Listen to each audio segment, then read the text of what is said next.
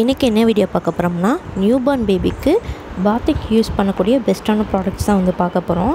இந்த ப்ராடக்ட்லாம் வந்து பார்த்திங்கன்னா என்னோடய பாப்பாவுக்கு யூஸ் பண்ணக்கூடிய ப்ராடக்ட். இது ரொம்பவே வந்து நல்லாவே இருக்குதுன்னு சொல்லலாம்.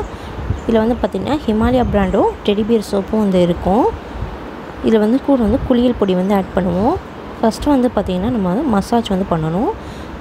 குளிக்க போகிறதுக்கு முன்னாடி பேபிக்கு கை கால் முகத்துக்கு உடம்புக்கு ஃபுல்லாக வந்து மசாஜ் நல்லா வந்து பண்ணிடுங்க. நல்லா கை கால்லாம் கொஞ்சம் நீவி விடுங்க. நியூபார்ன் பேபிக்கு கொஞ்சம் கை கால்லாம் நல்லா நீவி விடணும்.